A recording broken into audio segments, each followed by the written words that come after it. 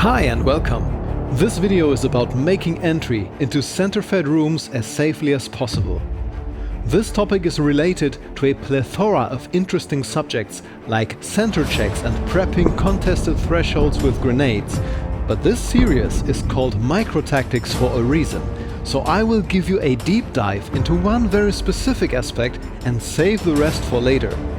Today we will look at flowing versus button hooking through a threshold. As always in this series, I will show you how it's done in the real world, and afterwards you will see my tests and results in door kickers, so you will know how those real-life tactics translate in the game and how you can apply them. On this channel I also post a selection of my own cinematic replays where you can see all of those concepts in action.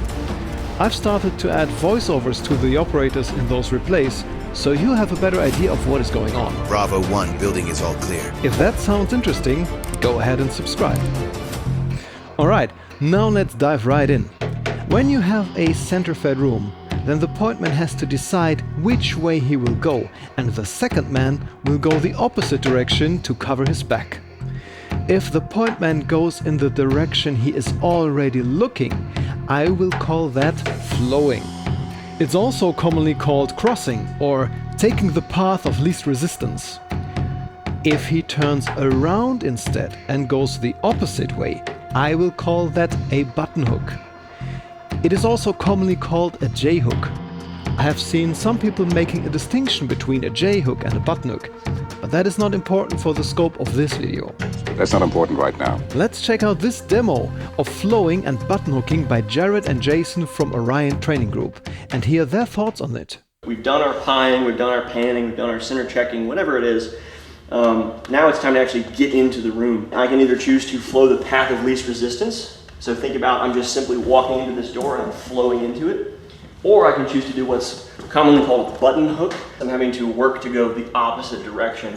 When we're flowing into the room, we're just stepping to the middle of it, getting through that door. As I break the plane of this threshold, I'm right here in this corner, right? So now let's talk about button hooking. As that guy starts button hooking, I am getting ready to cover him here and I'm close to him in the doorway. And that's all fine and dandy, but how long is he sitting there in that doorway doing that pirouette before he can hit that corner? As you can see, flowing is usually preferred because it is both faster and easier to do, and therefore safer.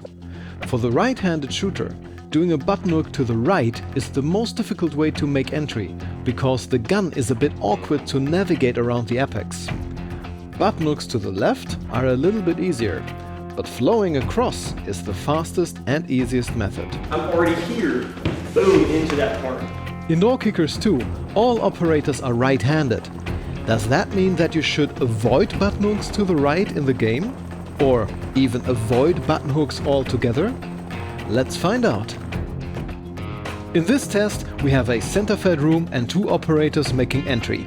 There is one thread in each deep corner and one thread in the center. Note that we are not doing any preparation here, as we normally always would before going dynamic into the room. Normally we might pie or pan or center check or prep with a grenade or a combination of things. We're doing it this way to get a clear and consistent test result. I tested flowing left, flowing right, button hooking left and button hooking right, and then I tested all of that one more time without the center thread. Let me give you the surprising result right away. Button hooking was actually safer than flowing. Well, that can't be right. Or can it? I mean, I only tested each scenario 10 times, coming to a total of 80 test runs. So this might just be within the margin of error of a small sample size. I mean, sure, I could have run another 100 extra tests to be certain, but who would want to spend their free time doing that? Ain't nobody got time for that! So I went and ran another 100 tests on top of all the previous ones to get a bigger sample size and more reliable data. As it turns out, those extra tests confirm the surprising result. Is it possible this story is true? Yes, it is. It's fact. In the game, button hooking is actually safer than flowing. Flowing gave an 86% survivability rate, while difficult button hooking landed at 90 and easier button hooking at a whopping 96%. Honestly, I did not expect that. So, should you avoid flowing and prefer button hooks? No, absolutely not. What you should take away from this is, in the game, it does not really matter enough if you flow or button hook to influence your decision. The results are very similar. You can simply always go in the direction that has more work or the bigger threat potential. If there is just a tiny corner to the left, but a big opening to the right, you can go right, regardless if that means flowing or button hooking. Pros and cons to button hooking. What might drive you to button hook first? Maybe a bigger threat on the left-hand side of the room as you did your pop hand, you saw some work over there.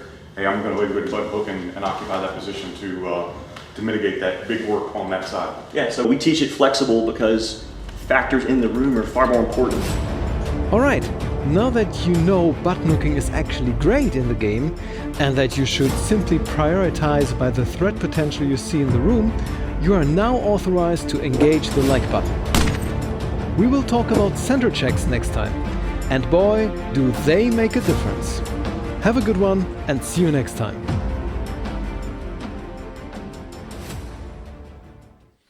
Yeah. Look at all these extra test results, confirming what I already knew.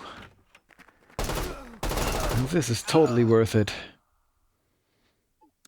What am I doing with my life?